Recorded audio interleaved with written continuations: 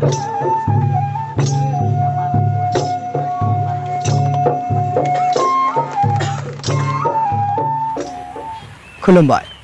आंनि मुङा मुस्रि हेमन्त बसुमतारी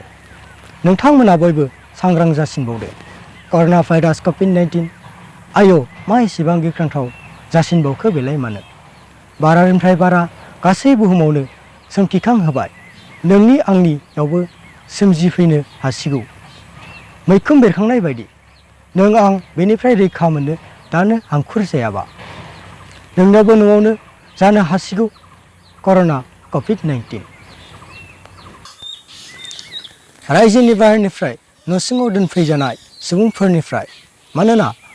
बैसोरखौ नोंनि हादोर हालाम न'सुंनिनो क'क्राझारनि खान्थालगुरि नलबारि आरो गुवाहाटीयावनो दोनथुमफैखाबाय बिसोरनिफ्रायनो सन्देरनाया रोखा जाबाय महाराष्ट्रनि मुम्बाइनिफ्राय फैनाय एम्बुलेन्स ड्राइभारफोर आरो गुबुन गुबुन दोनथुमफैजानाय सुबुंफोरनिफ्राय बेनिखायनो जोबोद सांग्रां जादों बेरामा नोंथांमोननियावबो सन्देरनायनि सिगांनो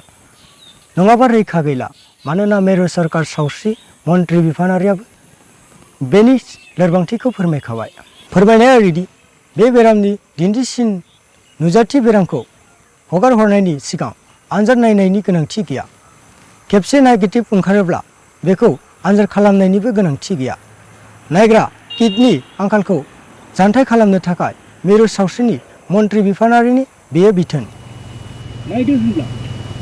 कर'ना भाइरास क'भिड-19 बे गिख्रंथाव खैफोदनिफ्राय बारग'नो थाखाय जों गावनो गाव मा राहा लानांगौ थारैनो बुंनो थाङोब्ला गावारि सांग्रां जानानै बारग'नो नाजानायनि अनगायैबो जेबो राहायानो गैया होननाय बायदि जाबाय बेनिखायनो जों बयबो बे कर'ना भाइरास क'भिड-19निफ्राय बारग'नो जयजों जायगायावनो थानि गावखौ रैखा खालामनो गोजान गोजान थानि साखोन सिखोन थानि दै गुदुं लोंनि खारै साबोनजों थाब थाब आखाइ सुनि ब्याम खालाम सिजों खुगा खोबथेनि रैखा खालामनो आरज गाबनि सानफ्रामबो एसेनोसै गोजोन्थों अनेक BBC